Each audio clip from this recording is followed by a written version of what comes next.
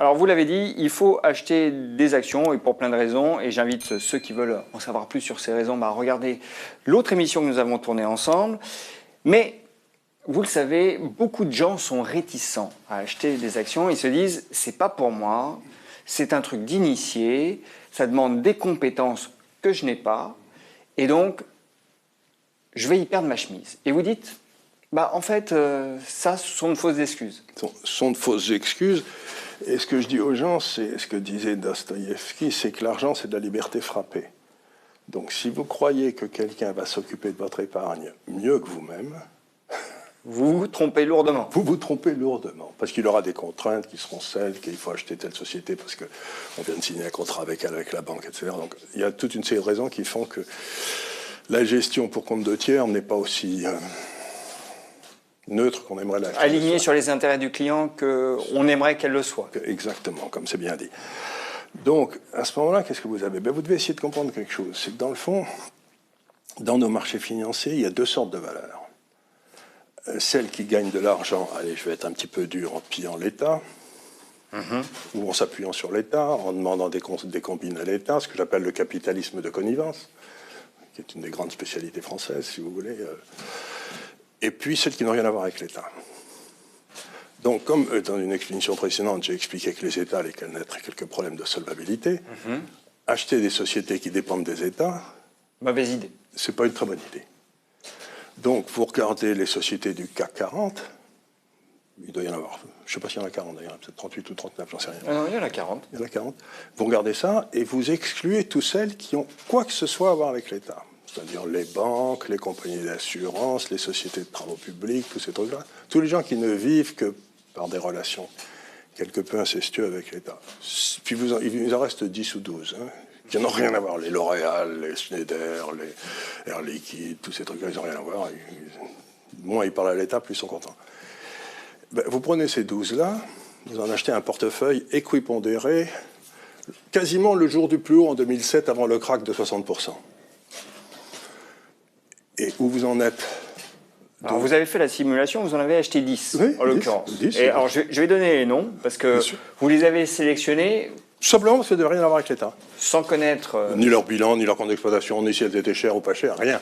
Donc, voilà, juste sur du bon sens paysan, finalement. Du bon sens paysan, moi, je ne veux pas coucher dans le même lit que l'État, quoi. Voilà, donc un principe simple, clair, et assez radical. Donc, vous avez sélectionné Accor.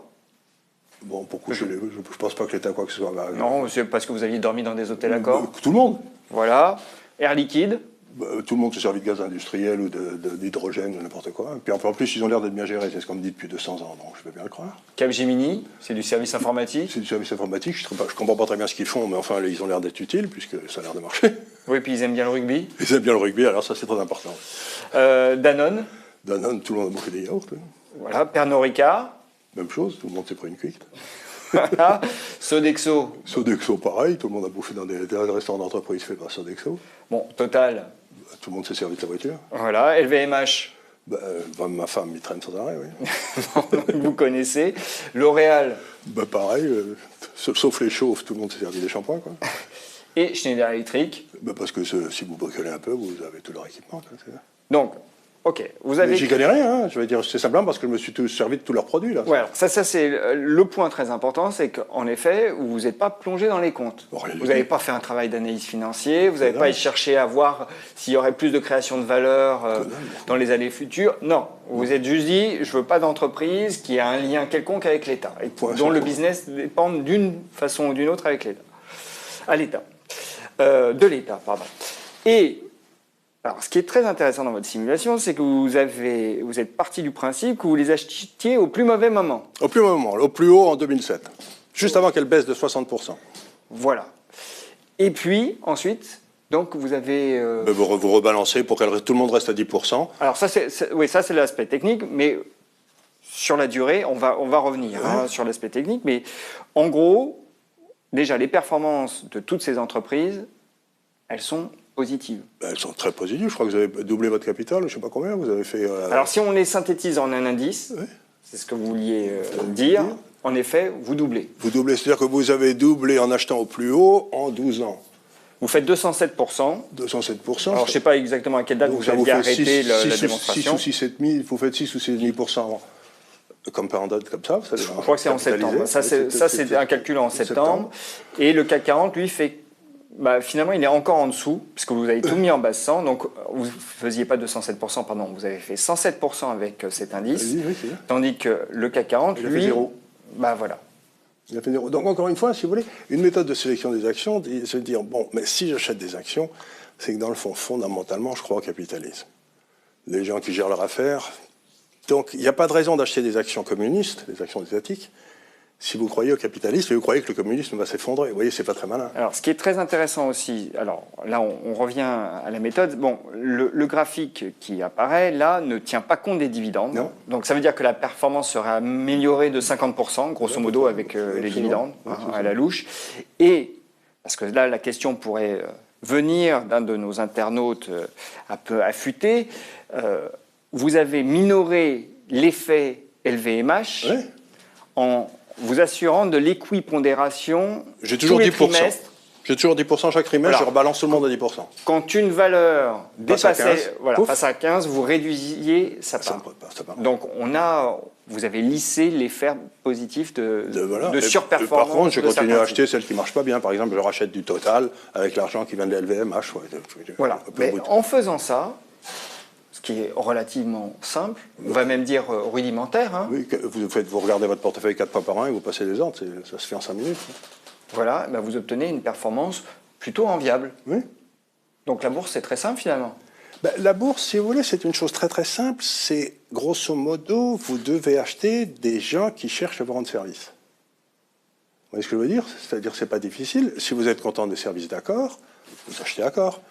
Mais je ne crois pas que vous soyez, peut-être poulette, j'en sais rien, mais peut-être pas très content de la sécurité sociale, quoi. Vous voyez ce que je veux dire? Et donc, les gens qui dépendent de la Sécu, c'est peut-être pas une bonne idée de les acheter, parce que vous n'avez pas la liberté d'acheter la sécurité sociale. On vous force à acheter la liberté sociale. Donc, ce n'est pas une activité de marché, c'est une activité contrainte. Donc, n'achetez rien, jamais, un gars qui ne prospère que sur une activité contrainte, ou subventionnée par l'État. Parce que ça, vous allez vous faire racler. Est-ce que ce type de discours que vous tenez, ça s'adresse à tout le monde? Ça s'adresse à tout le monde, à condition qu'il veuille bien, qu'il sache se servir d'un tableau Excel pour rebalancer tous les 3 mois. Ce que je veux dire, oui, c'est vous mettez ça sur un tableau Excel et vous lui dites, vous pouvez le passer avec votre agent de change ou votre bourse automatique ou j'en sais rien, et puis ça se passe les ordres automatiquement à la limite. Bon, ça très bien, mais en fait ma question c'était plutôt sur la surface financière dont chacun dispose. Ça n'a aucune importance, parce que il faut bien se rendre compte que l'épargne qu'on est en train de vous gérer en la mettant dans des obligations très négatives, vous ne toucherez pas votre retraite. Donc si vous ne vous occupez pas de votre épargne vous-même pour votre retraite, vous n'aurez rien. Alors vous aurez un portefeuille qui va être très volatile. En 2008, il a baissé de 50% ce portefeuille, mais vous vous en foutez. Si vous n'avez pas besoin de votre argent, vous voyez, si vous n'allez pas vendre, si vous n'êtes pas en levier, si vous n'avez pas besoin de votre argent, vous prenez un horizon 20 ans, puis s'il y a une de valeur qui se fait acheter par l'État ou n'importe quoi, à ce moment-là, vous la vendez, puis vous en achetez une autre qui n'a pas d'État. Vous voyez ce que je veux dire? Donc ça suppose un tout petit peu de gestion, mais l'idée, c'est que vous voulez que les gens qui font du beau boulot travaillent pour vous. C'est-à-dire que vous faites votre portefeuille comme vous sélectionneriez votre plombier, quoi.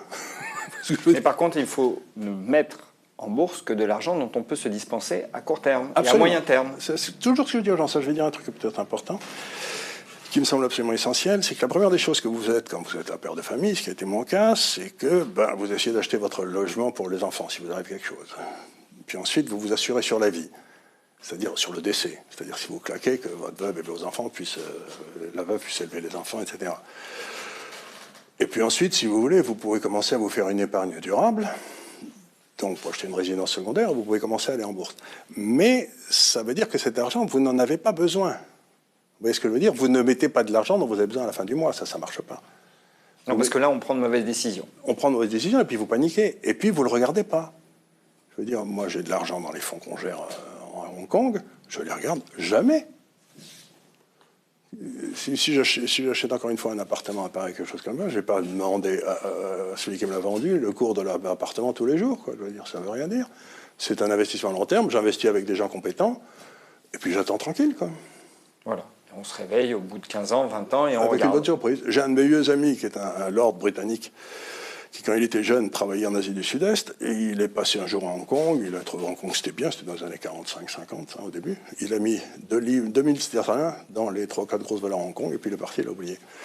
Ce qui était pas mal d'argent, 2000 sterling à l'époque. Aujourd'hui, il a 2,5 millions de sterling.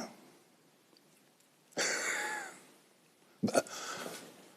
Voilà, donc il faut être patient. 50 ans après, et encore une fois, tout le monde peut le faire. Tout le monde peut le faire. Tout le monde peut le faire, mais il ne faut absolument pas mettre d'argent dont on a besoin à court ou moyen terme, parce que là, le réveil peut être très douloureux. Très douloureux. Et vous êtes forcé de vendre au pire moment à ce moment-là. Le plus souvent, par expérience, et puis on passe de mauvaises nuits. Donc pour la qualité du sommeil, il vaut mieux pas faire ça. Il vaut mieux pas faire ça. Charles, merci. Merci beaucoup.